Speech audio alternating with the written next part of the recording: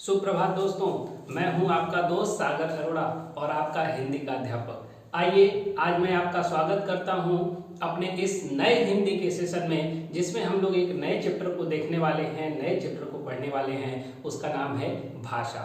देखिए, सबसे पहली बात है कि हिंदी का प्रारंभ कहाँ से हुआ।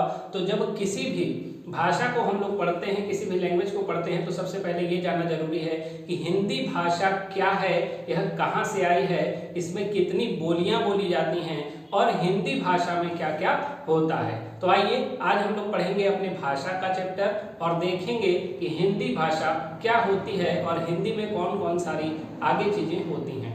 देखिए साथियों, इस वीडियो को देखने से पहले सबसे पहला काम आपको करना क्या है कि आपको हमारे वीडियो को लाइक कर देना है और इसे शेयर कर देना है। शेयर इसलिए ताकि जो और बच्चे हैं जिनको हिंदी की आवश्यकता है, वो हिंदी नहीं पढ़ पा रहे हैं किसी कारण से, तो वो हमारे वीडियो को देखकर अपने हिंदी को मजबूत बना सकें और आने वाली प्रतियोगी परीक्षाएं जिसमें हिंदी पूछा जाएगा, जैसे यूपी बीएड है, यूपी टेट है, सी टेट है, लेखपाल है और यूपी की, बिहार की, इस प्रकार की कोई भी स्टेट लेवल की परीक्षा होगी उसमें हिंदी 100% आती है। और यह भाषा चैप्टर से कम 3 से 4 प्रश्न आपके हिंदी में बनते हैं। तो इसलिए इस वीडियो को जल्दी से लाइक कर दीजिए दोस्तों और इस वीडियो को शेयर कर दीजिए। आइए बिना देरी किए हुए हम लोग चलते हैं अपने इस सेशन पे, जिसका नाम है भाषा। आइए देखते हैं। सबसे पहले कहता है भाषा है क्या। भाषा शब्द का निर्माण।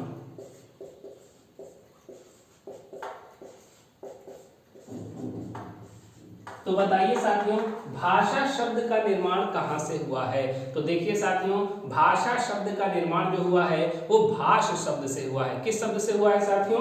भाष शब्द से हुआ है। जो भाषा शब्द का निर्माण है यह संस्कृत की भाष से भाषा का निर्माण हुआ है।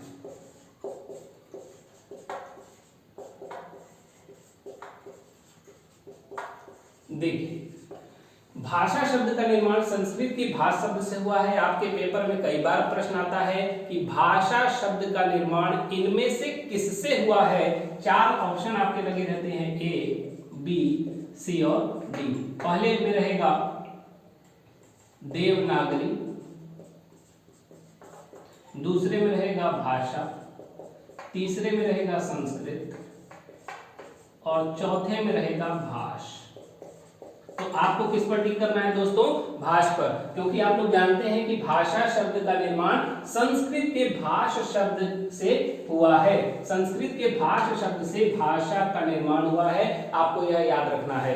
दूसरी बात, आपसे कई बार पूछा जाता है कि जो भाष शब्द है ये कहां से आया।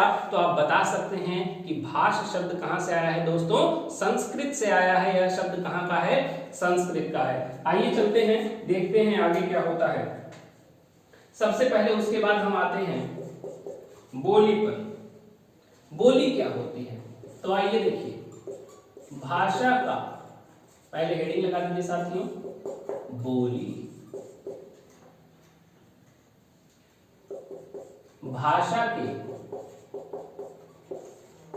जिन रूप का, जिस रूप का प्रयोग हम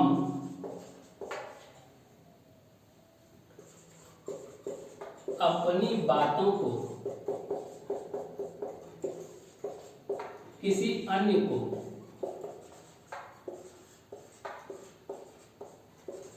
समझाने के लिए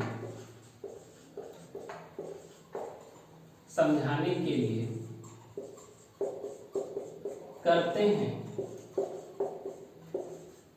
उसे बोली कहते हैं। बोली कहते हैं।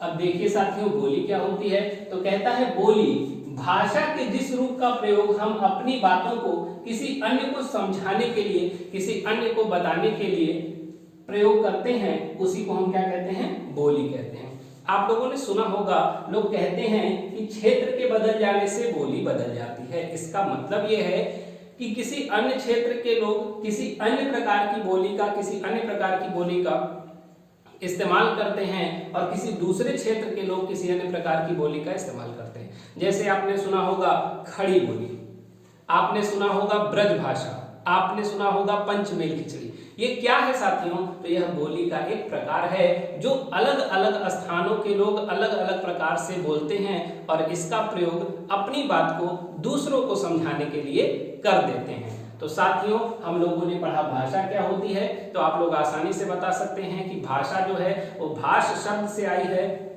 और ये जो भाष शब्द है यह संस्कृत का शब्द है मेरे दोस्तों।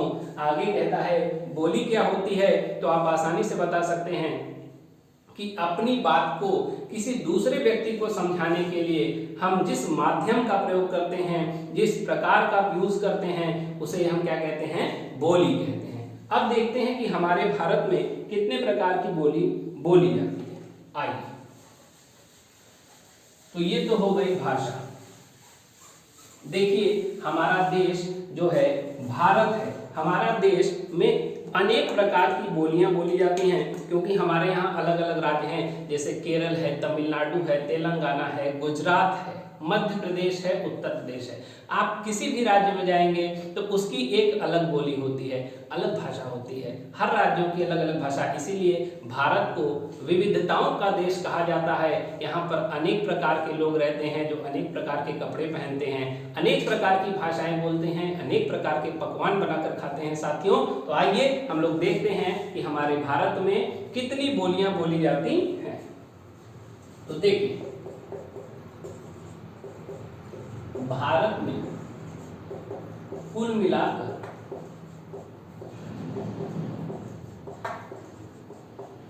650 प्रकार की बोलियां बोली जाती हैं। हमारे भारत में कुल मिलाकर कितने प्रकार की बोलियां बोली जाती हैं? तो दोस्तों, हमारे भारत में कुल मिलाकर 650। देखिए, बहुत इंपॉर्टेंट है ये। कई बार आपके प्रश्न में आया हुआ है, कई बार प्रतियोगी परीक्षाओं में यह प्रश्न पूछा है कि भारत में कुल मिलाकर कितने प्रकार की बोलियां बोली जाती हैं। दोस्तों, आप आसानी से बता सकते हैं कि कितने प्रकार की बोली जाती हैं। तो आप बता सकते हैं कि 650 प्रकार की हमारे यहाँ बोलियां बोली जाती हैं। आगे देखते हैं। देखिए, आगे हम लोग चलेंगे तो भाषा क्लियर हो गया हम लोगों का, बोली क्लियर हो गया। अब आगे देखते हैं लिपि क्या होती है। देखिए, लिपि क्या होती है दोस्तों? तो आप लोग सुने होंगे लिपि। जैसे हर भाषा, जैसे हिंदी भाषा है उसकी लिपि कुछ और होगी, अंग्रेजी भाषा है उसकी लिपि कुछ और होगी। सभी भाषाओं की अलग अलग लिपि है। जैसे पंजाबी भाषा है तो पंजाबी भाषा की भी लिपि कुछ और होगी। लिपि का अर्थ ये है, मैं आपको यहां पर लिख के दिखाता हूं, ध्वनियां।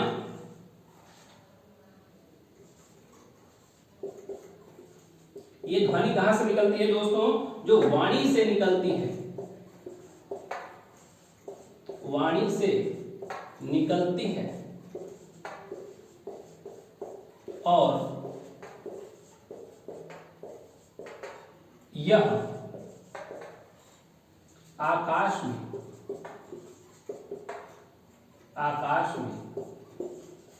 समा जाती है। इसे ही हम क्या कहते हैं दोस्तों?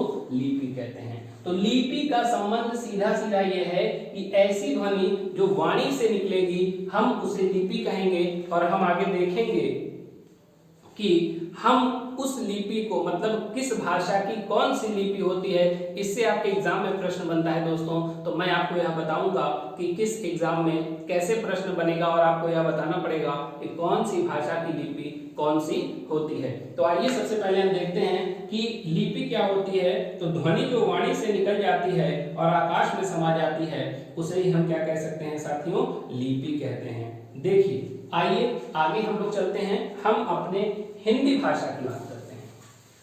तो कई बार यह भी प्रश्न आपके परीक्षा में आया हुआ है कि हिंदी भाषा की लिपि क्या है, हिंदी भाषा की लिपि क्या है। तो आप आपको यदि पता है कि हिंदी भाषा की लिपि क्या है तो आपको करना कुछ नहीं है, आपको जाना है कमेंट बॉक्स में और हमें यह कमेंट करके बता देना है कि हिंदी भाषा की लिपि क्या है, जिससे मुझे भी पता चल सके कि आप लोगों को लिपि हिंदी की लिपि क्या है, आपको पता है कि नहीं पता है। तो जल्दी से आइए दोस्तों, कमेंट बॉक्स में अपना उत्तर लिखिए, हिंदी की लिपि बताइए और साथ ही साथ हमारे इस वीडियो को लाइक कर दीजिए। तो आइए मैं बताता हूँ आपको हिंदी भाषा की लिपि। देखिए हिंदी भाषा, इसकी लिपि क्या है? देवनागरी। देवनागरी। आपसे पूछेगा कोई हिंदी भाषा की लिपि बताओ तो आप क्या बताएंगे कि हिंदी भाषा की लिपि देवनागरी होती है। आप क्या बताएंगे? हिंदी भाषा की लिपि देवनागरी होती है। यह प्रश्न बहुत ही इंपॉर्टेंट है साथियों और कई बार आपके पेपर में आया हुआ है। तो हिंदी की लिपि क्या है? देवनागरी है। चलिए हम लोग आगे चलते हैं, कुछ और बातों को देखते हैं। उसके बाद आइए हम लोग सबसे पहले ये देखते हैं कि हमारी वर्णमाला में स्वर कितने होते हैं। हिंदी वर्णमाला में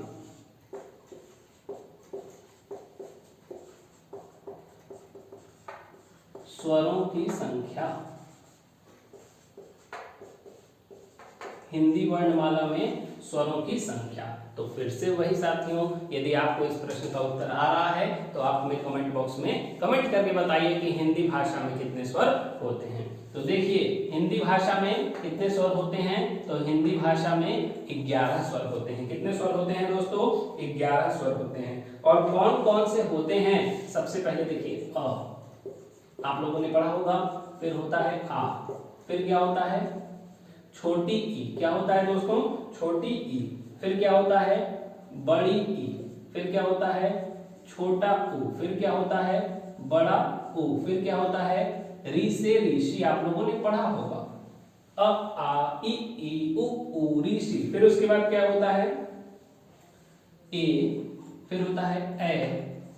फिर होता है ओ और फिर होता है अ।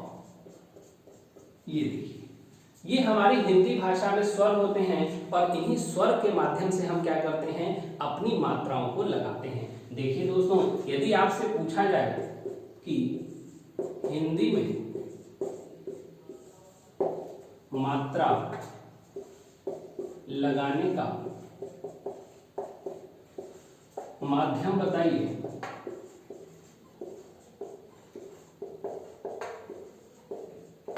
हिंदी में मात्रा लगाने का माध्यम बताइए, तो आप आसानी से बता सकते हैं कि हिंदी में जितनी भी मात्राएं होती हैं वो सब किससे लगती हैं? स्वर से लगती हैं। किससे लगती हैं दोस्तों? स्वर से लगती हैं। हिंदी की चाहे जो भी मात्रा होगी वो उसके स्वर से लगेगी। अब आइए मैं आपको बताता हूं कि हिंदी के स्वर से हम लोग कौन कौन सी मात्रा लगाते हैं, कैसे लगाते हैं। देखिए साथियों,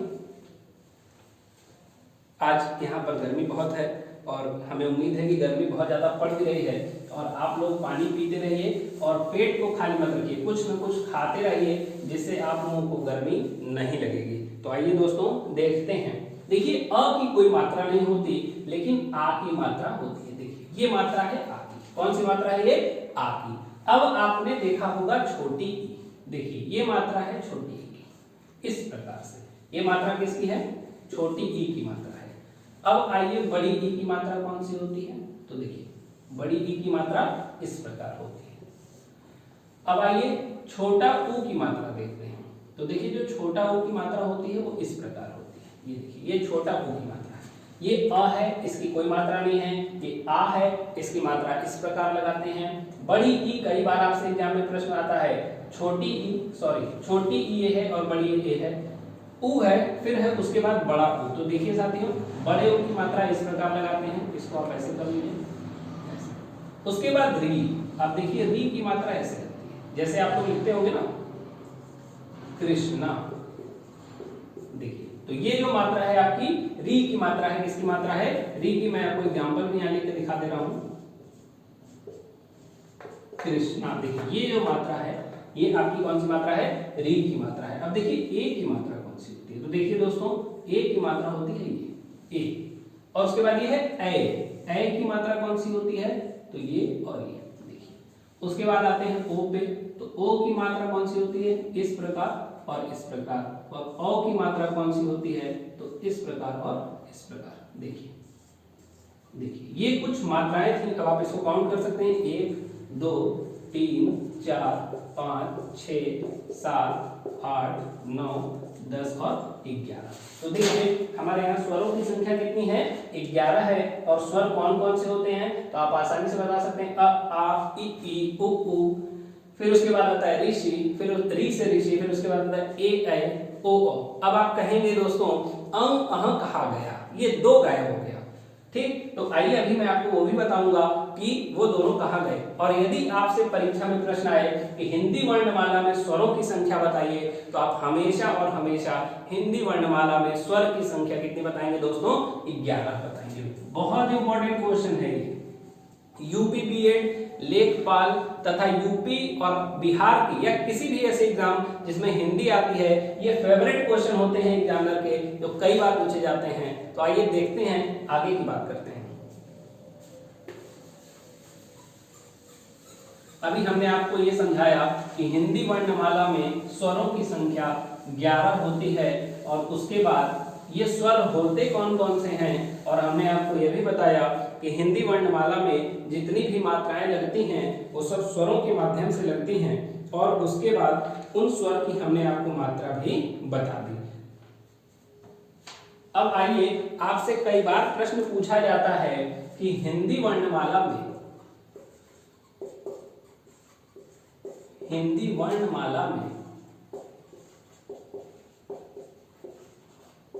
वर्ण की संख्या बताइए, वर्ण की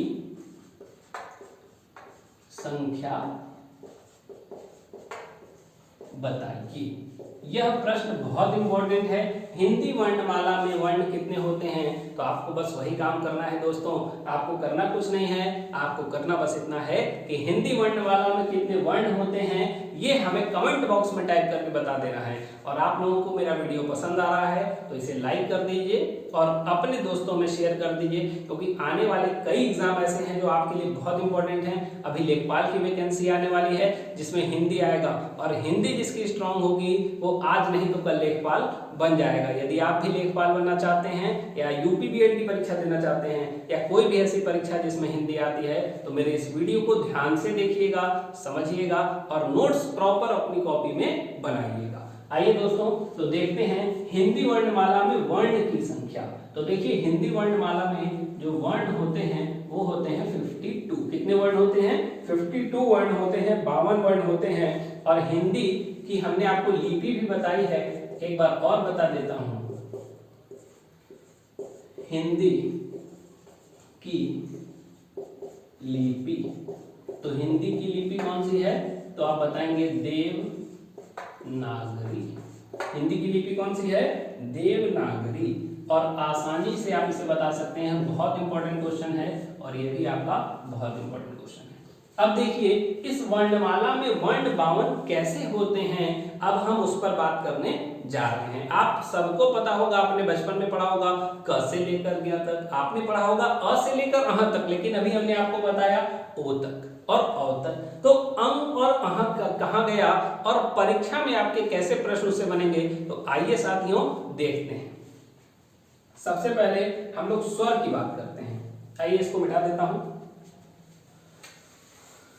और छोटा सा मैं यहां लिख देता हूं, इसे मिटा देता हूं।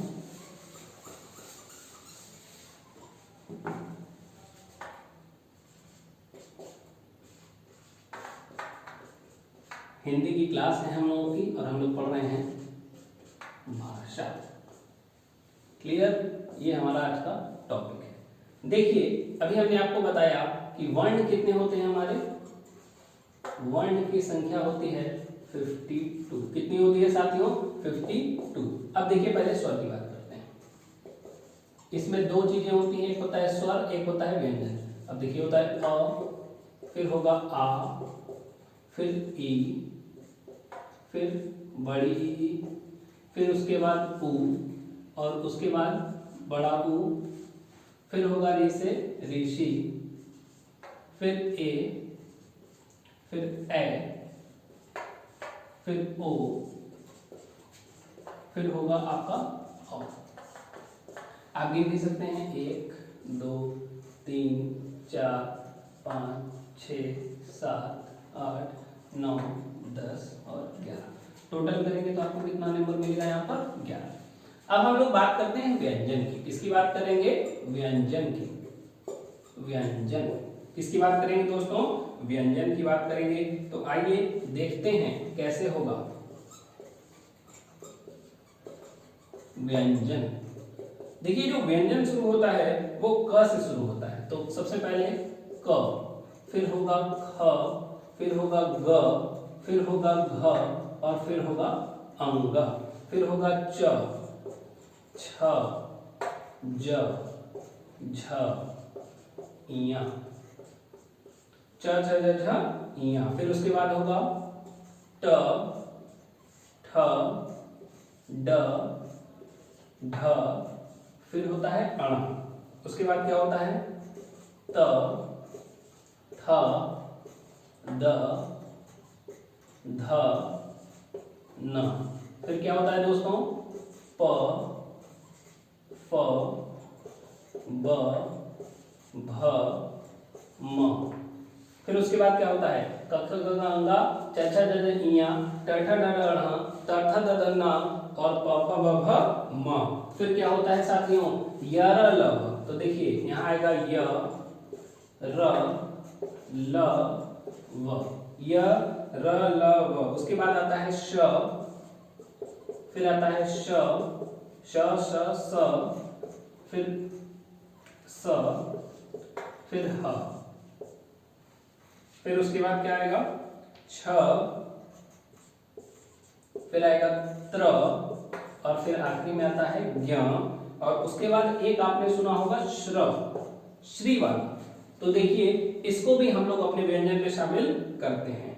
ये देखिए ये जो होता है अभी मैं आपको बताऊंगा कि इसे हम किसकी श्रेणी में रखते हैं। ये जो हमारा है संयुक्त व्यंजन है। कौन सा व्यंजन है? संयुक्त व्यंजन। मैं पहले लिख लेता हूं, उसके बाद आपको बताऊंगा। उसके बाद देखिए आपने उधर अंग और अ छोड़ दिया था। तो देखिए जो अंग होता है या का मतलब है दोस्तों और मैं इसकी मात्रा भी आपको साथ साथ बता देता हूं। यहाँ इसकी मात्रा लगेगी ऐसे और फिर या। अहा में क्या होता है? ये आपकी मात्रा लगती है ऐसे। और ये क्या है? तो ये है अनुस्वार। ये क्या है?